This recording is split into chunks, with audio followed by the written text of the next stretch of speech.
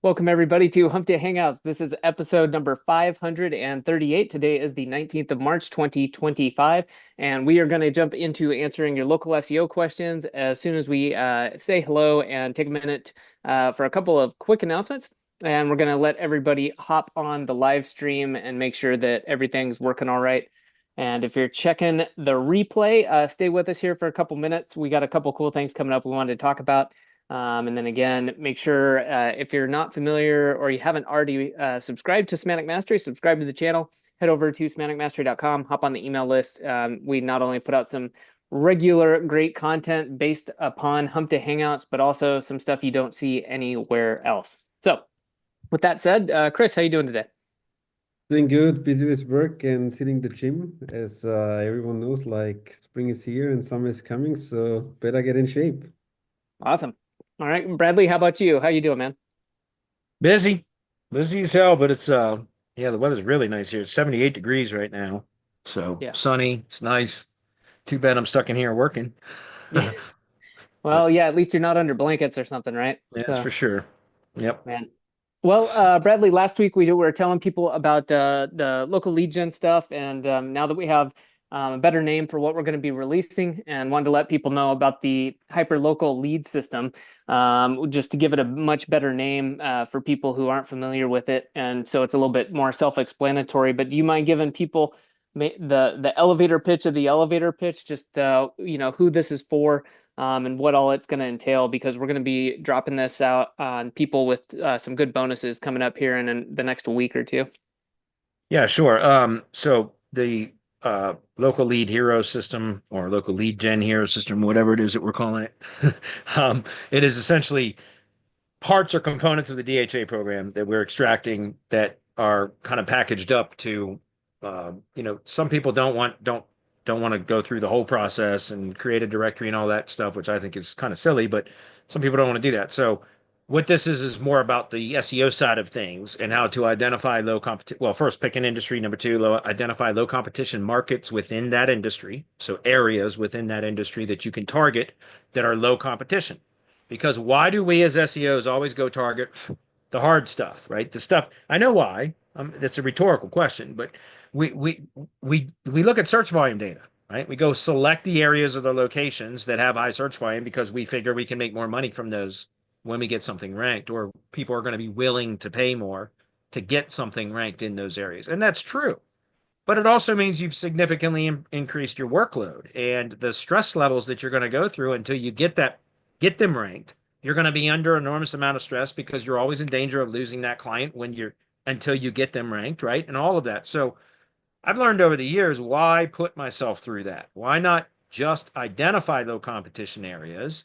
And there's ways that you can prove it's low competition by building your own organic lead gen assets and see how quickly they rank or how much effort it takes to get them to rank. And then right from the beginning exactly how much effort or resources or whatever it's going to take in order to achieve results in that specific location.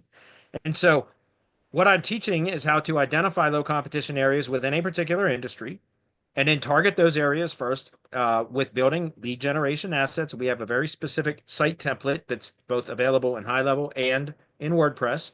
And there's full SOPs and all of that so that you can go out and build sites, local lead generation assets in those particular locations that you identified as low competition areas.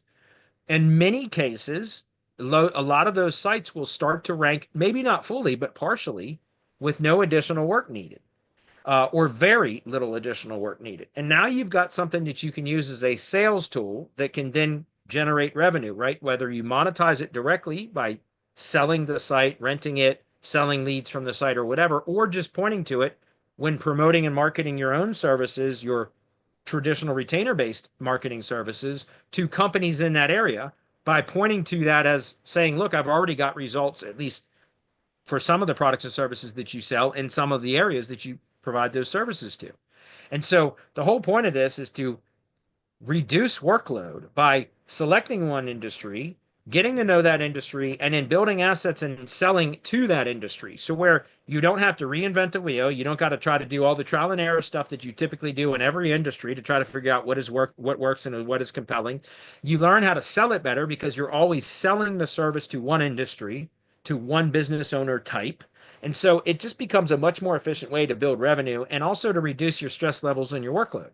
And so the whole point of the LLG, or the local lead generation system, which we're calling the hyperlocal lead gen system or something, whatever it is that we're calling it, is just a way to kind of extract those components out of the whole DHA program and provide them to those people that really like to focus more on the SEO side of things, but still to simplify the business model and to find ways to monetize quicker. That's the whole point.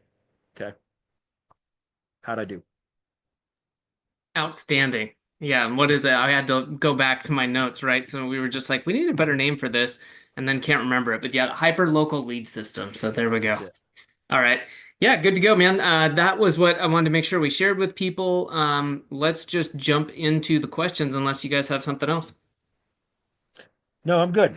So I think Cool. we got a handful of questions, not as many as we've had recently. So might be able to get to some comments and some chats today. So anybody Cool. that's here attending, hey, chime in, let us know you're here. And if you guys have any questions or comments that you want me to cover today, if you post them in the chat box, we should be able to get to some additional comments or questions today. All right. So I'm gonna grab the screen and we'll get right into it. And if my computer is acting funny, I've got an hour and a half long audit video that is rendering in the Funny. background. And so if my resources are a little bit strained, it's because I'm rendering a video. But anyway, let's grab the screen. I just finished an audit that took an hour and a half to record the video. An hour and 34 minutes of Wow. audit video. Unbelievable, but it was a very complicated audit. So there's a lot of problems I identified. All right, so whose is up first? I should have cleared that one last week, so let me hide that.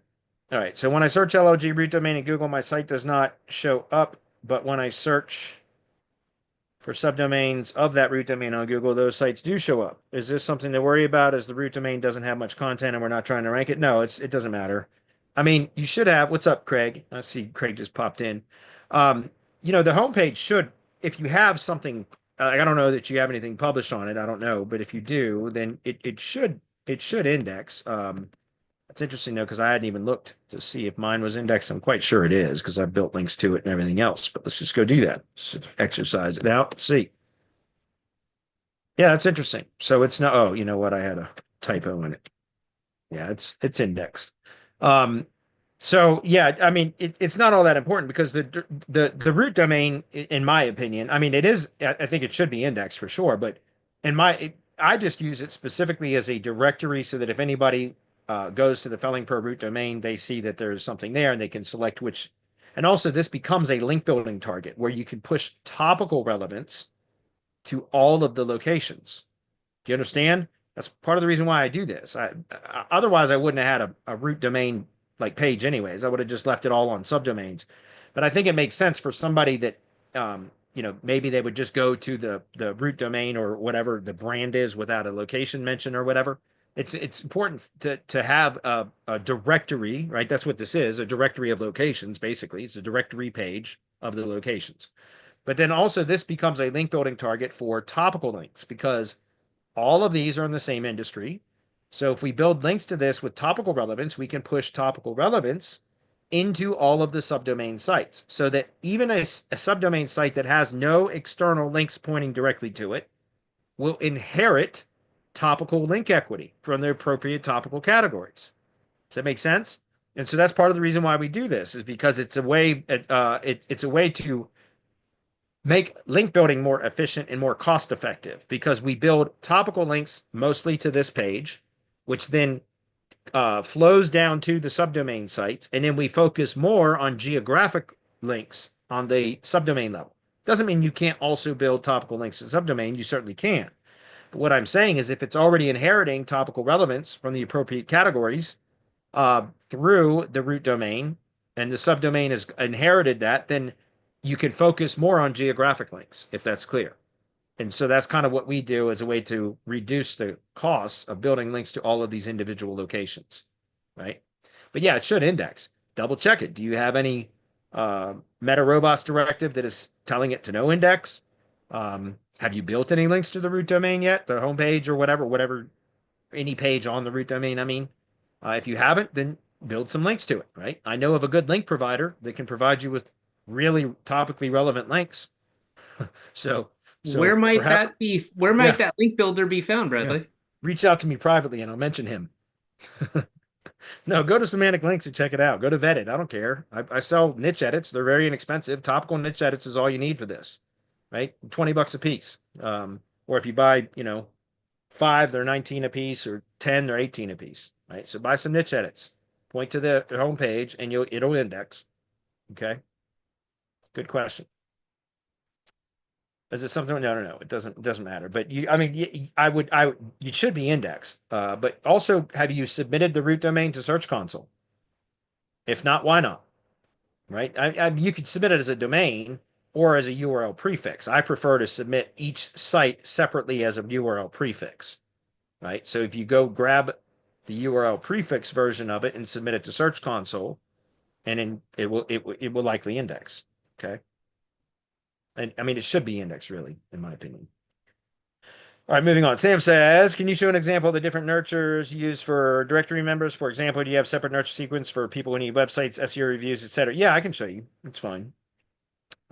All mastermind members have access to this. Well, I just updated the snapshot, directory CRM snapshot specifically with this. So give me a second and I'll show you. I did that in sales. Yeah. So here's my 3 front-end offer sequences. So these are the 3 front-end services that we offer as part of the DHA program, which are the LLG websites, Google Business Basic SEO, and review management, which includes list reactivation or database reactivation and that kind of stuff. So let me just show you. Here is the offer sequence. Okay. So I do 5 emails per sequence. They go out every other day.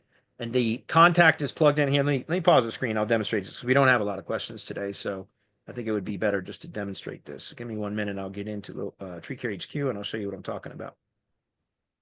I'll show you the workflows and all that too. I'll be damned. Huh. That's, I gotta, all right. Stop, motherfucker. My phone's ringing. It's an old friend from high school that's just calling me now. That's crazy. I haven't talked to this guy in 20 years. No shit. Anyway, so what I'm going to do, guys, is go into automations. Well, first, let me go into marketing and snippets. I'll show you here. I think it'll be easier to show you. So we'll go to folders. We've got the 3 front-end offers: LOG website offer, GB SEO offer, and reviews offer. Okay, so what happens is, and you'll see these are the emails. This is in text format, and here it is in high level in. Oh, guys, sorry, you guys aren't seeing my screen. I apologize. Let me back up. We're going to go to snippets. So marketing snippets, and this is where I added folders. So we have one for LOG website offer, GB SEO offer, and a reviews offer. Okay, you'll see there's 5 emails in each one of those series or sequences.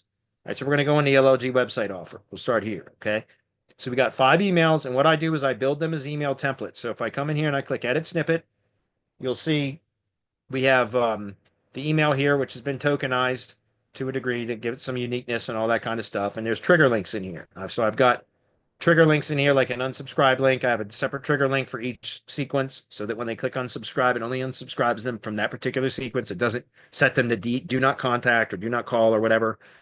Do not disturb, D&D, whatever that shit is. It doesn't do all that. There's a universal kind of you can have an unsubscribe link that does that. It automatically D&Ds that contact so that we don't send them anything else. But these are contacts. I'm getting to a point here, but that is they're only plugged into this sequence after they've had a call with me, or they just didn't show up for the call. And then that's what we do is plug them into one of these sequence. But just so you know, we have the 5 emails per sequence and they go out. I'll show you the automation next. So we're going to go into DHA services and sales, and we'll look at, again, we can go to like the LLG website offer right here. So if we go into that workflow, because that's what we were just looking at, you'll see that we have, all I do is the trigger is we just have a tag. So LLG site offer, there's one for GB SEO offer and one for reviews offer. Okay. And so that's the trigger. So I'll show you in just a moment. We're going to go into the pipeline and I will show you that whenever I get off of a listing delivery call, which is the start of the sales conversation, And I'll talk through that sequence in just a minute, like how we get to there and then what happens afterwards. But once I get off the call with the listing delivery call, which is the start of the sales conversation, that is the first sale. That's the first kind of booked appointment that I have with the contact. And then through the conversation, the listing delivery conversation that turns into the sales conversation is when I introduce the problems that we identified through the process of optimizing their listing. That's when we identify where they have problems or gaps, deficiencies in their online presence, areas for improvement. And so all of that is done by my VA or VAs, because I got two of them that work these now. And they then add notes into the contact record in high level so that when I'm on the sales call, the listing delivery call with the contact, then I can review the notes and I know right out of the gate what the problems were that were identified. And that's when I introduce those problems and then agitate them, right? Problem, agitate, solution framework, copywriting 101. So we show them, introduce the problem, then we agitate it a bit, make sure that they're aware of what it's costing them by not fixing it, improving it, etc. And then we introduce low cost front end solutions, whichever one is the most appropriate. And in some cases, it's more than one of those three front end services. Sometimes it's all three, sometimes it's two, sometimes it's one. Out of all three, the one that is the most important, in my opinion, is the reviews management, because you can show a prospect very quick Google Business Profile performance improvements if you can get them a flood of reviews very quickly. And so when I'm having that conversation with the contact about whatever we identified as their problems, if I can tell from the conversation that they're not quite ready to subscribe to more than one service, then I will always pitch the review service as well, not always, it depends, because if they have it depends, but the vast majority of the times I'm going to pitch the reviews management service as the front end, the most important front end service. Because through that process, as long as they have a customer list, if they don't have a customer list, then I won't pitch that as the first service. Instead, because if they have a customer list, then we can plug their customer list into the reviews system, which is a function of high level, and then it will go out and create or generate reviews very quickly, which can significantly expand Maps coverage. So improve Google Business Profile performance in map search, as well as also improve Maps coverage. Even if they have a website, no website, or a website that's optimized poorly, and even if the GBP isn't optimized properly, we can typically show results, performance gains, by getting a flood of reviews very quickly, okay? Which we can do if they have a past customer list. If they don't have a past customer list, then it doesn't make sense to sell them reviews because they're not generating leads, right? Which means we're not going to be able to, we can't get a flood of reviews quickly. And if they don't have much of a digital presence, then they're likely not getting many leads to begin with, which means even if we set the review system up, they're not going to be getting reviews very often because they don't have very many clients, because they're not generating enough leads. So then LLG sites or Google Business SEO or both would become the bigger priority, so that we can start to generate leads for them, and at which point then the reviews come in, if that makes sense. So I'm just pointing this out so that you guys understand. This was a great question because I know people are curious about my process, and so that's why I'm explaining this. But so the trigger for the LLG website offer, and again, each workflow is the same. It's 1 day later is when the first email goes out.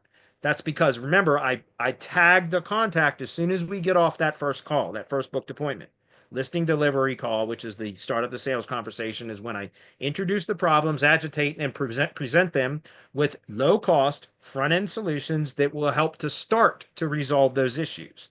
And I say that to them right out of the gate, like, this will help to start to resolve this. I'm not telling them with these these front end services that we're going to fix your online presence and you're going to get all the leads. That's not what I'm saying, because that would be untrue. It's the starting point to start to improve their presence, but it's low cost. There's a reason for that, guys. For 2 years with the directory hybrid model, I was pitching Google Business retainer-based services, but full on. My starting price was $850 a month. That was my pitch. So I would get the contractors onto a call and I would pitch them. They don't know me from Adam. It doesn't matter how many results I could show them from previous clients, etc. They don't know me. And I'm pitching them on $850 a month and telling them that I will get them in the top 3 the map search results for their primary search query within 4 months. That was my guarantee. I'll do it within 4 months, or I will continue working on it for free until it does. And so that's a commitment of $850 a month for 4 months, right?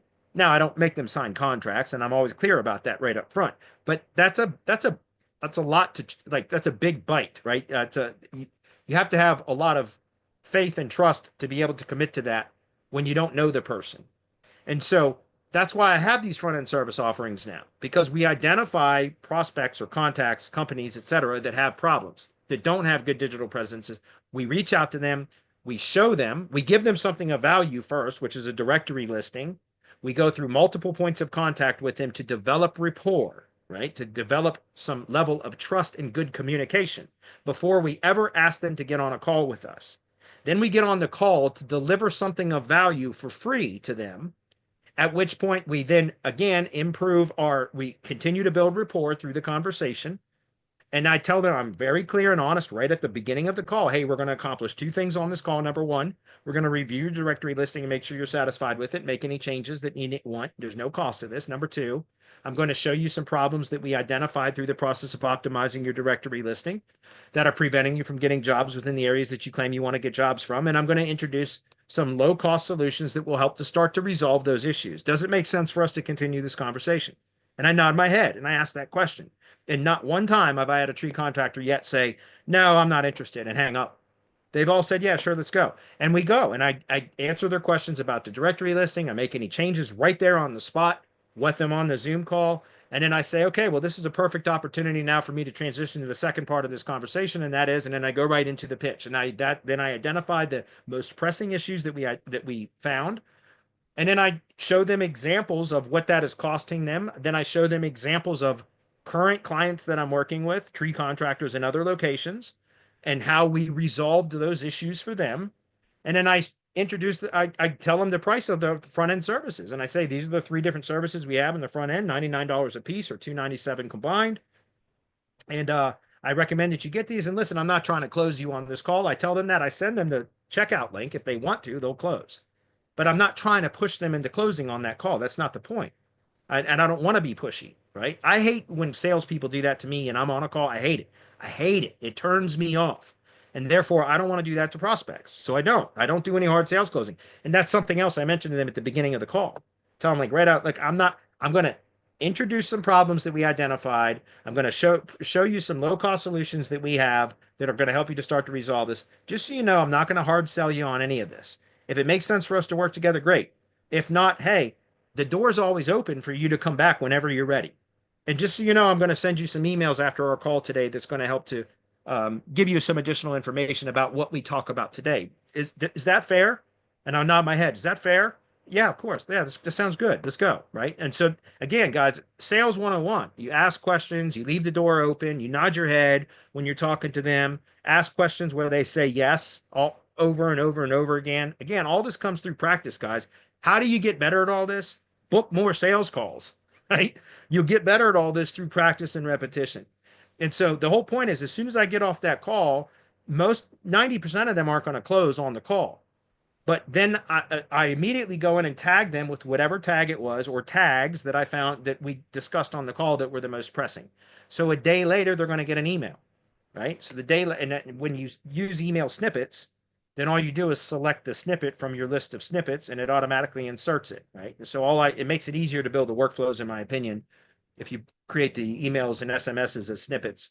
And they're all tokenized and all that stuff. And then it's email 1, wait 2 days, email 2, wait 2 days, email 3, etc. And so the sequence then, again, I'm not going to share this, guys. You can, the mastermind, I'll give it to you, but I'm not going to share it on Hump Day Hangouts. But I did talk about in our mastermind specifically the prompts that I use to create these emails. Well, I asked Grok to create the prompts for me. I told Grok what I needed to do, and Grok created the prompts. And then you prompt chain. So I prompt chained those together, and I ended up with these sequences here. And this is Grok telling us the notes about each one of these emails that were created. And this is great, guys, because I fed Grok with, look, I'll just demonstrate this, guys. I don't know why I just didn't do this to begin with. It's a great topic, by the way. I love talking about this stuff, man, because I've learned over the years through a lot of trial and error how to pitch services to local business, at least to tree contractors for sure, right? So let me go over here and I'll show you an example real quick. I think it was that one. No. Sorry, give me 1 second, guys. I'm looking for it right here. That's it right there. I just went through this in the mastermind the other day. But here's how I started in Grok. I just said I need some prompt writing help. And then I told Grok says whatever. And then I says I prompt for a persuasive email sequence with 5 emails. I did this just 2 weeks ago, guys. No shit. That's why it's all fresh on my mind. I just built all that stuff out. But it's and it says prompt for a persuasive email sequence. And so it gave me the strategy overview. And by the way, I kept all that data. So the LLG offer sequence prompts is here. So here's the prompt for each email, just to be clear. And I had Grok create all this, guys. That's one thing I learned in just the last few weeks. I can't believe I didn't know that sooner. Honest to God, just like 3 weeks ago, I learned that you can go with an idea to a large language model and tell it, I have an idea, I need help writing the prompts. And then you just tell it the idea and they will help write the prompts. I had no idea you could do that till like 3 weeks ago. I don't know how I didn't know that, because I was dragging my feet on AI stuff. And anyway, long story short, as soon as I heard that, I was like, oh, that's gold. Like, why didn't I think of that? So anyway, that's what I did. I came here and I just said, I need help with this. So it gave me some information about that. And I said, hey, these are great. So here's some context, right? This email sequence will be sent to a contact, a local tree service company owner that attended a discovery call where I addressed some issues that I found that are preventing them from getting as many job leads from Google search as they should be, or could be, excuse me. My company, TreeCare HQ, provides 3 low-cost front-end services that can start to improve the client's presence in local search. And then I list the 3 service offerings. I need a persuasive email sequence for each of these 3 service offers. Let's start with a sequence for TreeCare HQ lead generation websites. That's LLG sites. It says, got it. Okay. And then it says, here's the hook. And again, it's a problem agitate solution framework. You guys see that? So it's 5 email sequence. Each one of them is a PAS framework. Okay. And then I said, these are great. Thanks. Please proceed with the prompts for the next service, Google Business SEO. Right. So we did that for the 3 sequences. So now I got the prompts. All right. And then after the 3 sequence prompts, then I go back and I say, okay, now I will ask you to draft these emails, but I wanted to add author context because I wanted these emails to be drafted in my voice, right? Because I've talked to tree guys for 11 years now, and tree guys are very responsive to direct and to the point tone and language and being rough and aggressive. Like, I'm serious. They love that. They respond well to that. And so do most contractors for that matter. But say, below are some resources that you can use to develop the author voice for writing these emails with Bradley Benner's tone. That's me. I'm a local marketing and SEO professional that has specialized in working with tree care contractors since 2014. I've also been teaching local marketing since 2014 through another one of my companies, Semantic Mastery. Tree Care HQ is my local marketing and growth consulting company for tree service companies. So I put a professional biography document in there, and then a video of that was a video of a podcast interview that I did with somebody, and then I did a podcast MP3 link or whatever, podcast link that was for another podcast interview I had with somebody else, and then a video I did with something else. It was a video extracted from Hump Day Hangouts, one of our clips that we take from Hump Day Hangouts, where I was talking about topic and category optimization, making the sites more efficient by reducing crawl resistance and all that kind of stuff. Anyway, long story short, then I put a message here about author voice. You are Bradley Benner, a digital marketing professional that specializes, blah, blah, blah. Basically just telling them to, like, okay, now you're going to assume my role after scanning all that document. So now audio, video, and getting some background history about who I am and what I do, etc., professional biography, etc. Now you're assuming me, you're becoming me as the writer, the author, and then I want you to draft the following using the email prompt and context and the voice details provided above. So then I just pasted the prompt in that I had generated in the previous step. You understand? So I had them generate all the prompts first. Then I went for each of the email or the services that I needed the sequences for. Then I went in and said, okay, here's author context and author voice and some resources to train the model on me and how I want to communicate the offer.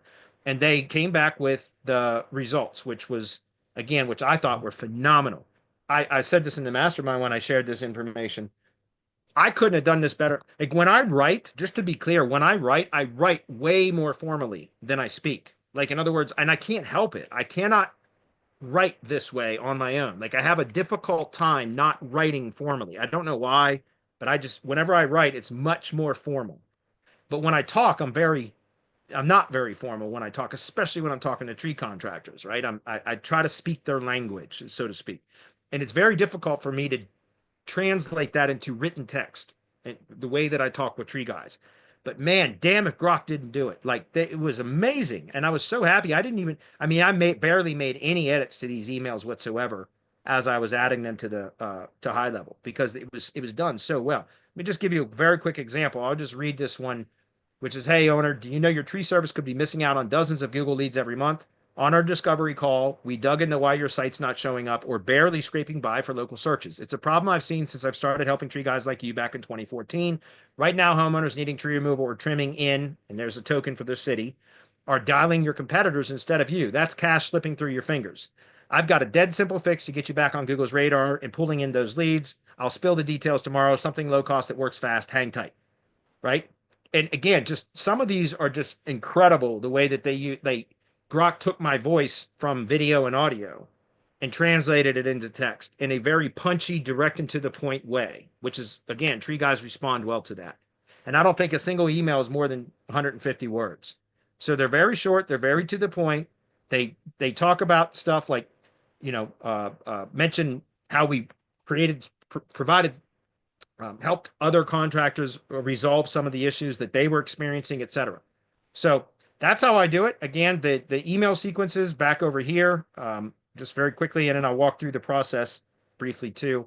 We have a workflow where we have an offer. So that's the offer sequence. So the LLG website offer is the offer sequence.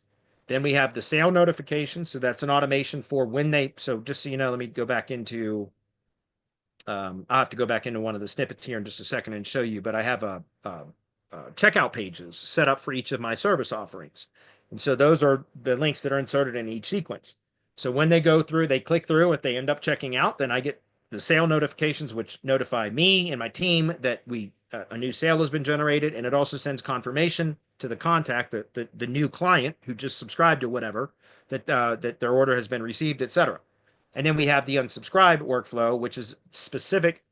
We have a separate, like I mentioned earlier, separate trigger link that is the unsubscribe link for each individual sequence. So just very quickly, if we go back to our marketing trigger links, you'll see what I'm talking about, like the LLG site offer unsub, the GB SEO offer unsub, the reviews offer unsub. You also have a no-show follow-up sequence for those that book their listing delivery call, which is the start of the sales conversation, but then they no-show for the appointment, which happens a lot.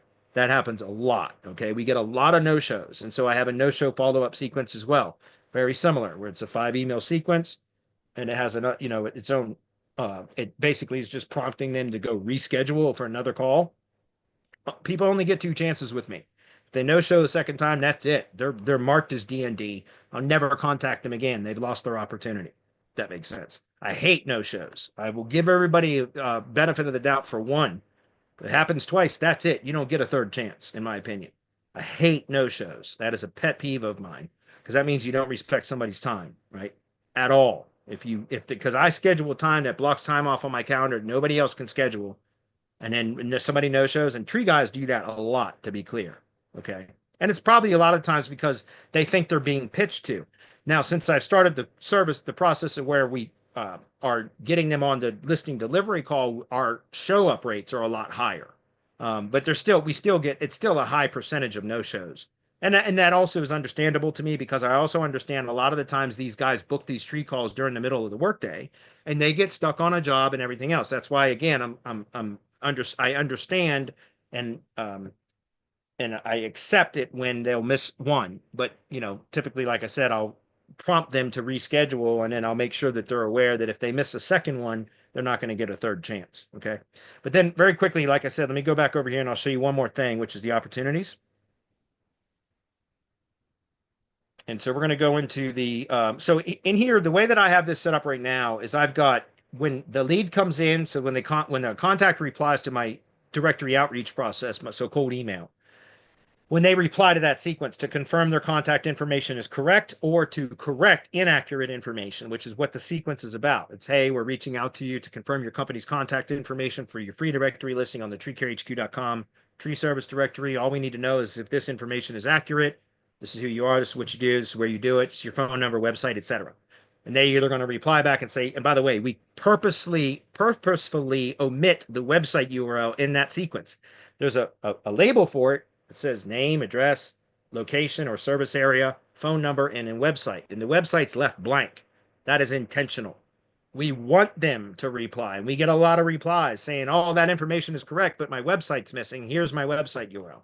Boom. Now we know we got direct communication with most of the time the business owner, but at least somebody at the company. And in tree service industry, it's almost always the owner or the owner's wife most of the time. Okay. But anyways, once they reply to the message, then it automatically adds, it's through a webhook, but it creates the contact and it adds the contact opportunity card in here, contact replied. Then my lead processors, my VAs, they come in when they go to pick it up, they'll move it into this column, and that's when they're optimizing the listing. During that process is when they identify the issues that I'm going to address on that first call, the listing delivery call. So they make mentions of that as notes in the notes section of the contact record. And then they're going to, when they're done, they're going to add the tag that adds this contact into the automation that starts sending them emails, SMSs, and we have an AI voice agent now that also does outbound calls to try to get them to book the listing delivery call. So this is, hey, your listing is ready for review. We'd like to schedule an appointment to review it to make sure it's accurate. You're happy with it before it goes live. It's already been published, but that's what we say in the message. And then they say, pick a time on, you can select a time or schedule a call on my calendar here. We'll see you on the call. Then one of two things happens at that point. They're either going to reply back and ask a question such as, why do I need to book a call? Can't you just send it to me? And then we follow up with, well, we identified, or during the process of optimizing your listing, we identified some issues that are preventing you from getting as many jobs in the areas that you claimed you wanted to get jobs from. We would like to address those issues with you on the call. When's a good time? Here's the booking link. And then they're either going to book the call or they're going to follow up with another question, which is, well, what problems did you identify? And so then we have another automation when they reply back that says, well, this is where you said you want to get jobs from. And then there's an SMS that goes out to them that has a short link to an image that is a map radius image of where they told us their service area is. And then immediately, or within about 15 seconds, there's another SMS that goes out that sends a text message with the link to the local search grid report that shows that entire service area that they claim was their service area. And almost always it's one little tiny speck of green in the middle of a sea of red. And it says, but this is where you're actually getting jobs from, only the areas in green. We would like to address this with you on the call and show you how you can start to resolve that. Please pick a time on my calendar here. So in any case, we end up getting the book call with no direct communication from me unless the lead has a question that the AI and the automations that trip up the automations and or the AI, in which case then I manually have to jump into the conversation, which my VAs will identify that and put that into the contact replied has questions, because that means the AI or the automations could not answer those questions, and it's something that I have to do manually. But the vast majority of the contacts will get to the booked call appointment before that ever happens. So again, the VAs, when they finish optimizing the listing is when they will all they do is add a tag, listing ready, like listing is ready, but it's listing ready. And that adds them to the sequence and the automations that then books the call, the listing delivery call, which is the start of the sales conversation. During the sales conversation, I bring up the contact record, review the notes. I have let me just demonstrate this. If we click into, let's see if we have Cassidy is in here. Maybe not. That's all right. I'll just pick one of these. I'm just going to pick into this one. If we click into here, guys, I have the short links right here in the contact record. Let me show you right here. So we have their directory listing right here. Then we have their service territory radius map short link. So this is the image that now in this case, this contact obviously didn't reply with the map radius. Most of them do though, but then we create the map radius image. Let me show you what that looks like really quickly.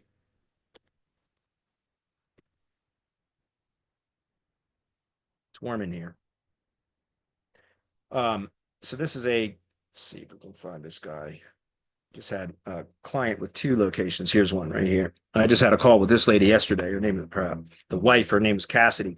So here's an example of what I'm talking about. This is the map radius image. You guys see that? Am I zoomed in? I am. Set that. That's the map radius image. So there's a short link that goes right here for that image, right? And then there's another short link that goes here for the GeoGrid, the local search grid report. Let me give you a better example, guys. I know I'm all over the place here, but I think this is important for you guys to understand why this is so effective.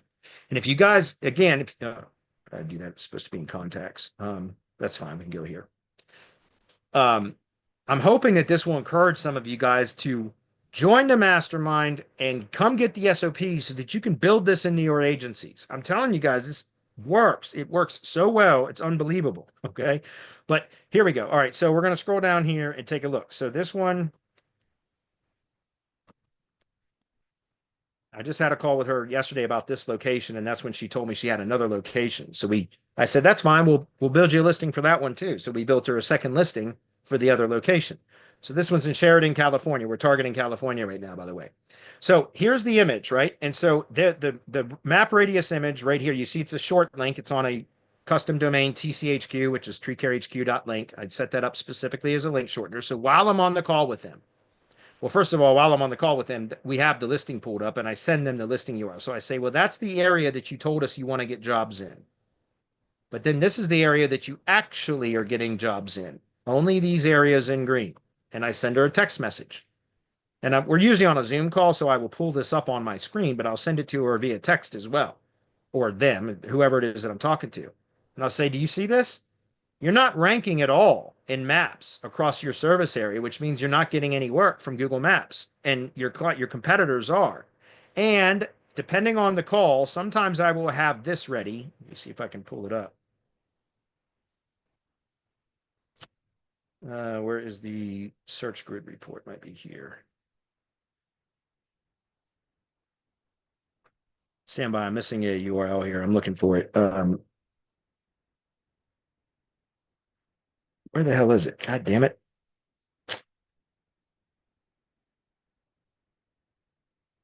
Why am I missing the local search grid report? URL, listing URL. Right, it's supposed to be right there. That's why. Stand by, guys. I'm going to pause the screen and grab the link. I'll show, because I want to show you guys the, it wasn't in there. That's why I wasn't seeing it.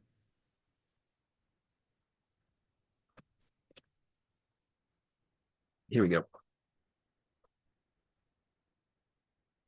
I'm actually going to put that in the listing right now. All right, grab the screen again. So I'm going to go back over to high level. I want to actually paste that in right there. That should have been there.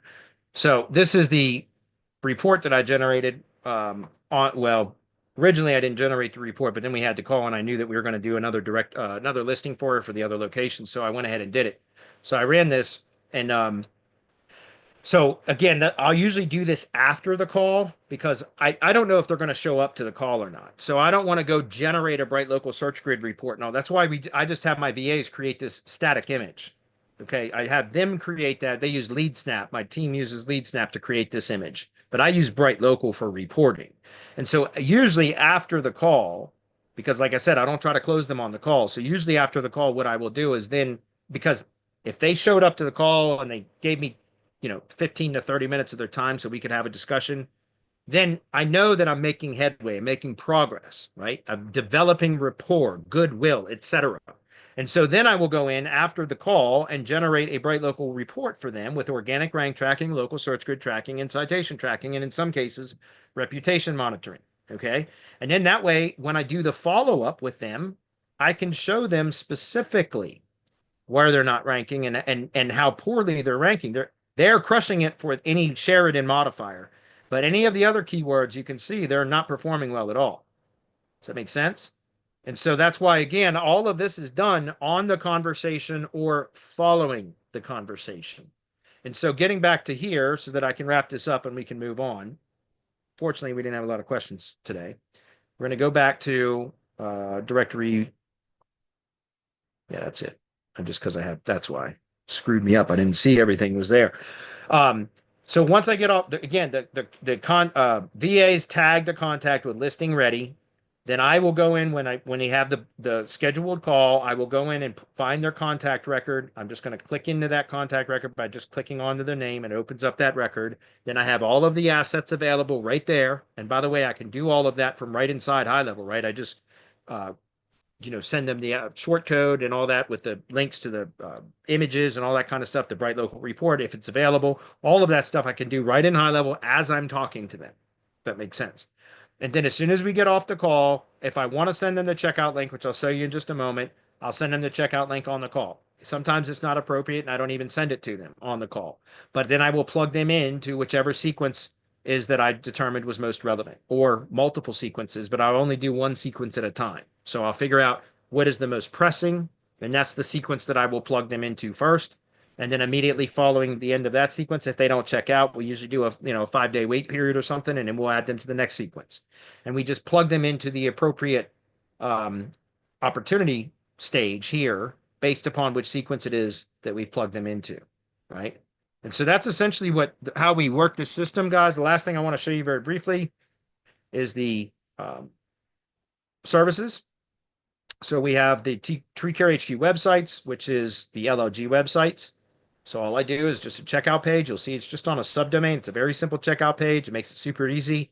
All I do is send them this URL while I'm on the call, or again, there's a trigger link created from this link that then goes out into the email sequences so that I can track when they've clicked it and all that kind of stuff. And so again, this just goes in and shows them exactly what's included, and it has the checkout form. And then typically what I'll do is you'll see I have a setup fee. Every one of my services has a setup fee, guys. However, as a deal sweetener, as a way to entice the client, the prospect, the contact into subscribing to my services, is I will see there's a $2.99 setup fee for this one. This is Google Business Basic SEO. But what I will do is I will start on the sequence, and then what I will do is, depending on, as I can monitor and see if they're opening the links or opening the emails, if they're clicking the link, et cetera, because of the trigger link.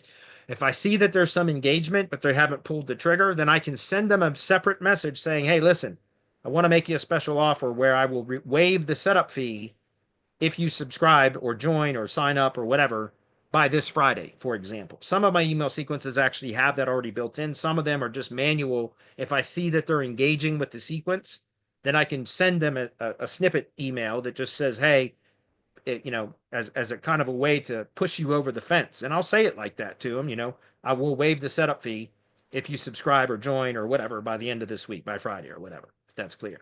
So it's a very simple way, guys. It took me months and months and months to develop this out and get it to work to the point where now it's much more scalable, because before I was doing video emails and all this other kind of stuff, which was a lot more time intensive. It worked, but it was super, super labor intensive.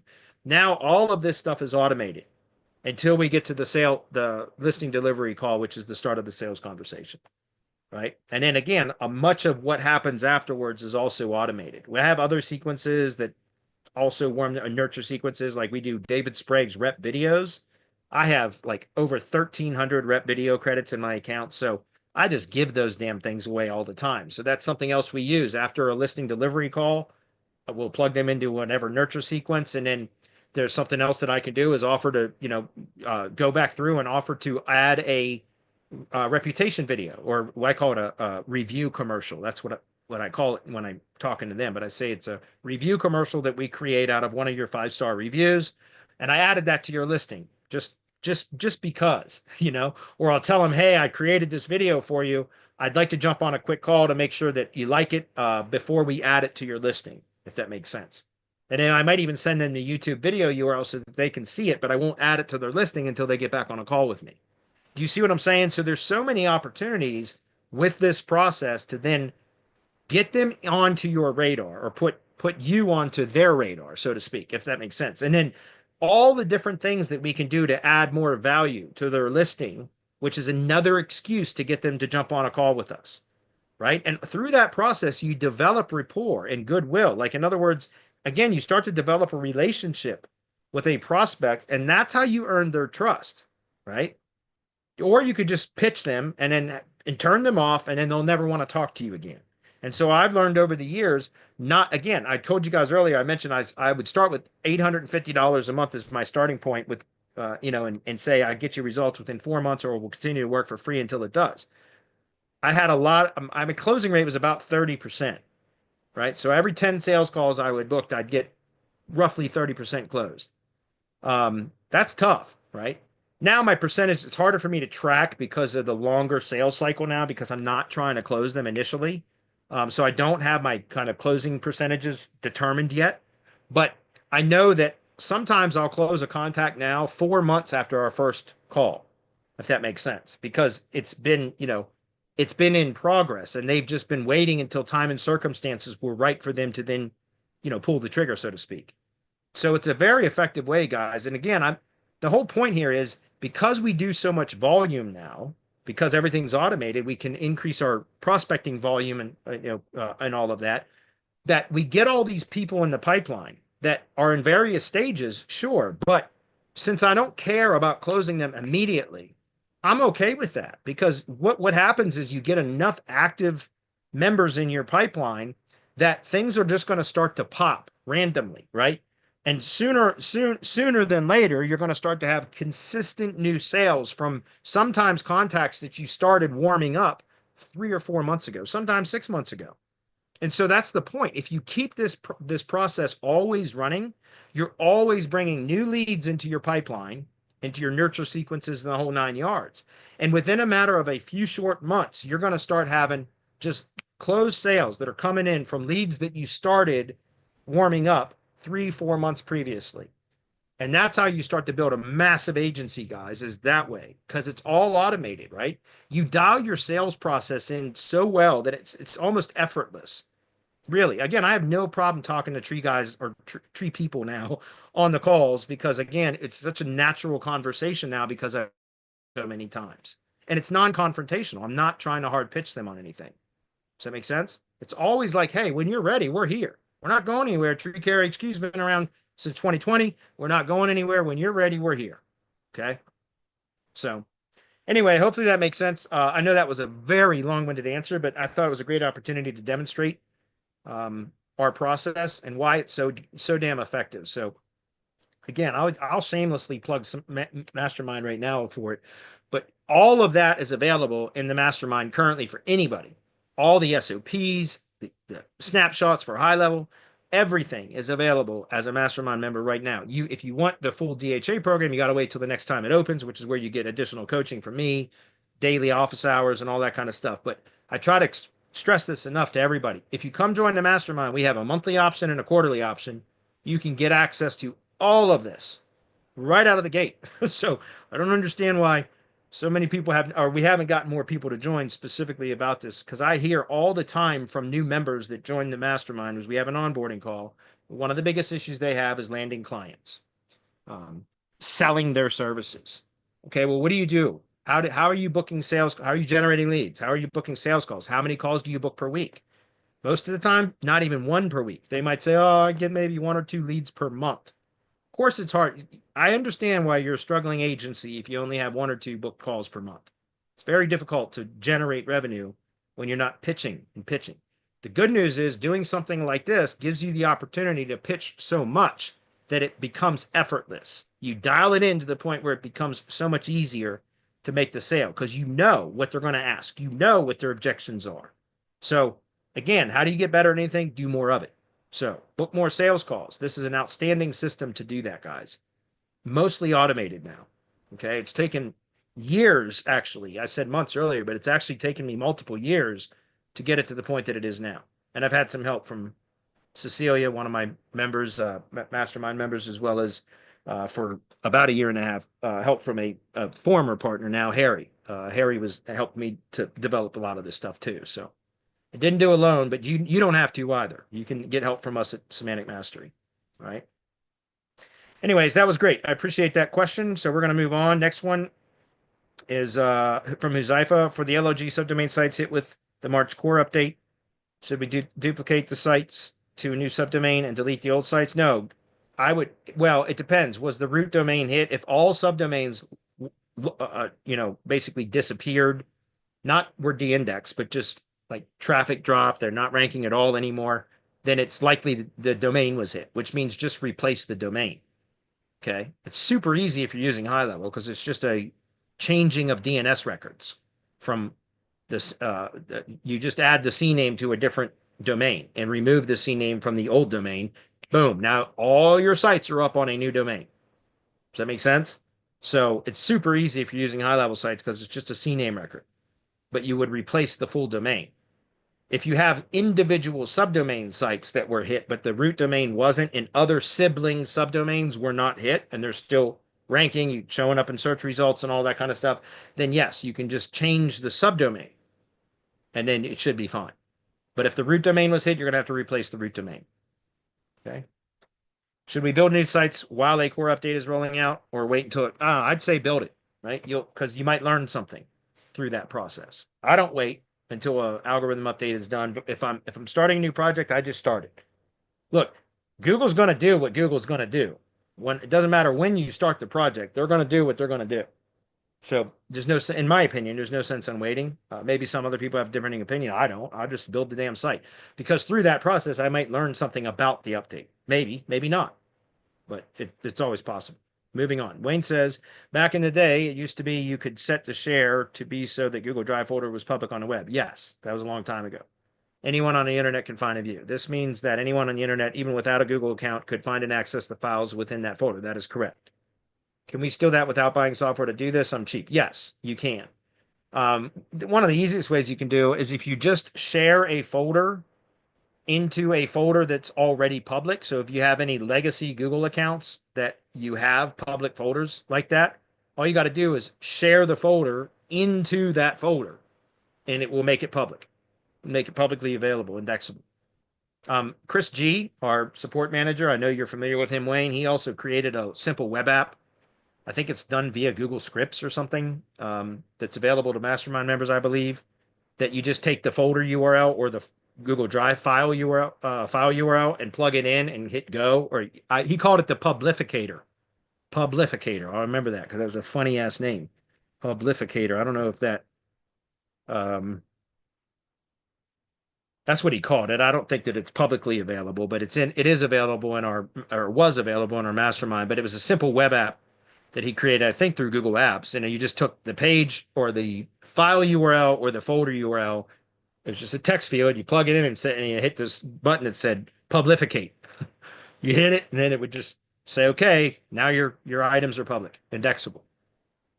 Okay. But yes, Yeah, they let me do try to have pull those. up that link. I think that might still be a thing.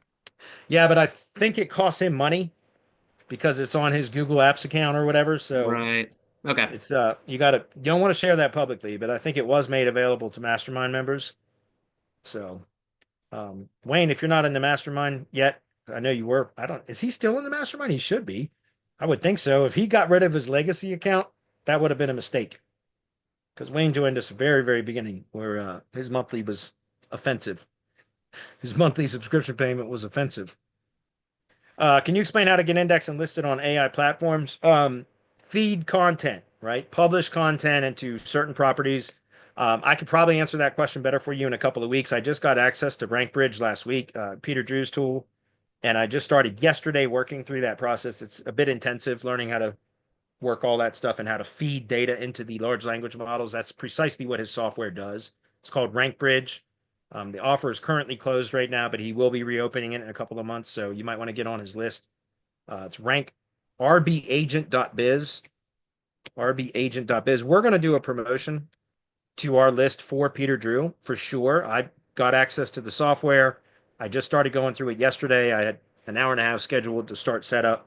I ended up spending 2 hours on it yesterday. It's going to be a while. I'm developing a full SOP on how to set these campaigns up and build all the necessary assets and all that, because this is not something that I want to do, but I am doing it now so that I can develop the SOPs, because I'm going to train at least 2 team members to then be able to perform these services for my agency clients, my own agency, as well as my agency clients as white label service provider. But then what we're going to, once I have those SOPs developed, that will be the bonus that we give out to anybody that purchases RankBridge through our affiliate link when we do the promotion. The SOP will be freaking invaluable. I promise you that, because this is a very intensive process. It's a lot of work. And in the Discord group that he has set up for this, there's all kinds of questions about, can somebody create a checklist and this and that? And all. I'm going to have full on SOPs so that I can train my own team members. Then those will become bonuses that we give out for those. But just go watch some of the videos that Peter talks about on this page here, and go to Peter's YouTube channel, and he's done a lot of posts in his Facebook profile about this stuff, and you can learn a lot just from Peter. Spent like the last 2 years really just engrossed it, like really balls deep in this stuff, so to speak. So, all right, two more, and I'm gonna wrap up, guys, because I know we're a little bit over. Nitin is one of our new No mastermind worries, I members. gotta hop off, Bradley, but All right, man. I'll see you catch up next with you. week. Yeah. Or I'll see you later this week. Nitin says, when upload the photos, the QR code and logo watermarked at the top of the GMB on top as part of the GMB process, what would you recommend if taking over a client's GMB profile that's relatively mature? Oh, I'd just leave the existing photos. I wouldn't go change them. Yeah, just start with new ones. That's all. Yeah, I'm not going back through and downloading somebody's photos and then deleting the olds. I'm not doing all that. We just start with new photos from that point forward. Okay. Do you use the QR code logo images on the main website? Yes, I do. You can see that on all my Felling Pro sites, right? So just pick one, go into it, and you'll see. We just have the logo overlay for the universal images that are common to all sites. But on the location specific, you'll see we have a location specific logo and a QR code. So yes. Last question. Zypha says, for LLGs, where do you recommend building the first link to the root domain? Yeah, because remember that again, if you have the root domain, that's a way that you can push link equity to all of the subdomain sites that are listed on this root domain. That is the most cost-effective way to push topical relevance into these. Obviously, geographic relevance is going to be unique and specific to each location, so you'd want to build links with geographic relevance directly to the subdomain sites. But the most cost-effective way to start to push link equity and relevance into all the locations is by building a link to the root domain if you have links to the subdomain sites from this page. Okay. Okay, everybody, thank you for being here. Oh, sorry, you know what? I will look at comments briefly. What's up? Joseph is here live. Eric says, what's up? The most affordable WordPress hosting for small PBN sites. Well, Eric's a good question. But I'm not going to answer a question with what's the most affordable. I'm going to answer the question with what I think is the best hosting, because affordable hosting can make it very difficult to perform well in search. You can also have the site down all the time. You can get hacked easier. It's not worth it. I would recommend that you spend a little bit more money and get a better host, one that has really good security, good speed, good support. And my preferred out of all of them, my favorite host for hosting WordPress sites is WPX Hosting. Okay, just so you know, that is WPX is owned by Terry Kyle. Terry Kyle is a bit of a legend in the SEO industry. For any of you that have been doing SEO for more than 15 years or more than 10 or 15 years, you would know who Terry Kyle is. And he owns this, and they have phenomenal WordPress hosting. It's super fast, and it's probably the best support I've ever had from any hosting company. When you ping support, you get an answer, you get a live person within 30 seconds, and they are very attentive. And so they're not the cheapest, but they are very, very good, and I highly recommend them. So it's wpx.net, or just go search WPX hosting.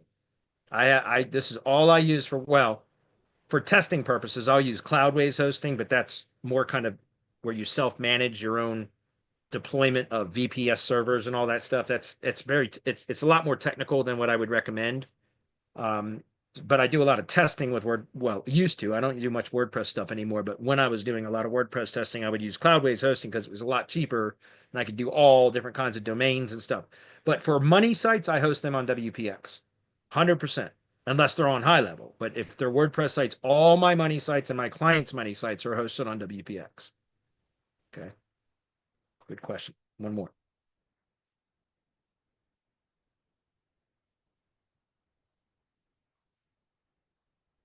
If you do a domain search, Uzaifa, and the home page doesn't show up in the #1 position, then yes, there's an algorithmic penalty applied. That is a very clear indication that that's the case. So swap the domain out, right? Felling.pro. See how that pops #1? You do a brand search. That's an easy indication. If you do a brand, or excuse me, I said brand search. If you do a domain search for a domain and the home page of the root domain doesn't show up in the #1 position, then meaning, like, for example, if the Facebook page was outranking the homepage, that's an indication that there's an algorithmic penalty applied against the domain. So if that's the case, then yes, replace the domain.